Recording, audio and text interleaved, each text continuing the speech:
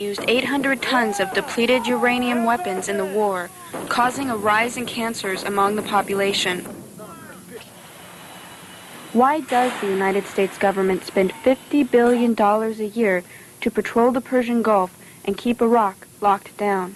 Please raise their hand. Why does it pressure the Security Council to maintain the total blockade? We need to look back on the recent history of Iraq. For many years, U.S., British, and French oil companies owned 95% of Iraq's oil while they maintained a puppet monarchy in power. The people lived lives of extreme poverty. When the Iraqi people carried out a revolution in 1958 against King Faisal II, U.S. and Britain lost their stranglehold. They sent thousands of troops to the Middle East, but it was too late.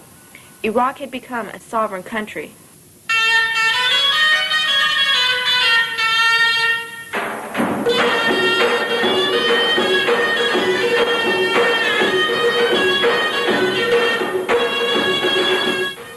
Iraq nationalized its oil and used the wealth to develop industry, modern sanitation, education, an excellent healthcare system, electricity, and highways. Iraqi women won new rights. The United States wants to return Iraq to its earlier status as a virtual colony in order to secure its control over the Gulf region's oil, which is 2/3 of the world's petroleum reserves. Our involvement in the Gulf is not transitory. It predated Saddam Hussein's aggression and will survive it. Long after all our troops come home, there will be a lasting role for the United States in assisting the nations of the Persian Gulf. There are those that would like to lift the sanctions. I am not among them. Our main objective is lifting the sanctions, which has been very, very cruel on our people. Why do you think Americans want to keep the sanctions? That's their policy. Why do you think?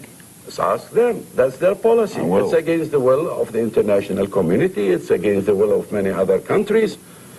I think they are making profits from that. But I don't want to make accusations. Financial profits? Yes. Like how? Who is selling oil instead of Iraq? Iraq had a share in the oil market. That share was stopped by the sanctions. Who is selling that? Who? They know very well that Saudi Arabia jumped from 5 million barrels a day to 8 million barrels a day. 3 million barrels, Iraq's share, have been added to the share of Saudi Arabia. And we would take this to a war front to protect Saudi Arabia's making more money? No, you are sharing that money. Everybody knows that. Before the sanctions, Iraq used its $20 billion in annual oil exports to import 70% of the country's food and medicine. The cutting off of Iraq's oil by the Security Council has caused widespread hunger. Starvation of civilians as a method of warfare is prohibited by international law. The sanctions are a violation of the Geneva Convention, the United Nations Charter, the Constitution of the World Health Organization, the Universal Declaration of Human Rights, the Charter of Economic Rights and Duties of the States. It's not France, it's not Russia, it's the United States which is imposing these sanctions, which are killing their children by the hundreds of thousands. And we believe that the right policy for the United States government is to stop the sanctions, and that the people of this country who are having our tax dollars used to impose hunger and starvation are not really being spoken for in this current crisis. But the UN has backed these sanctions.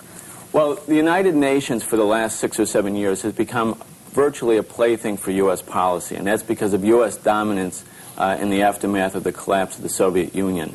That doesn't mean that the people of the Middle East or the people of the world really support U.S. policies.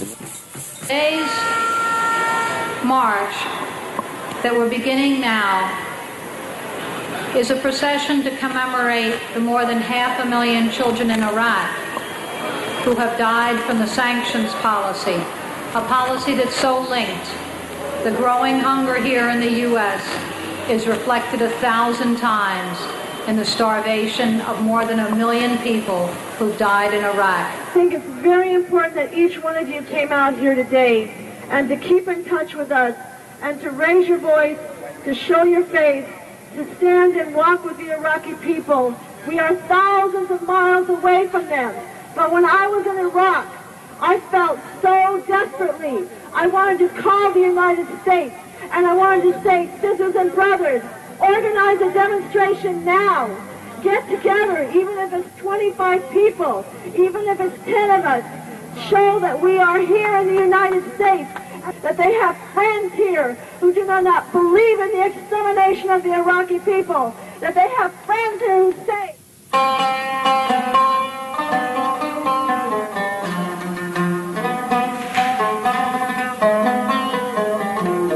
The International Action Center has launched a major medical aid campaign to deliver medical supplies to the people of Iraq. Essential medicines and supplies can save the lives of many, many people.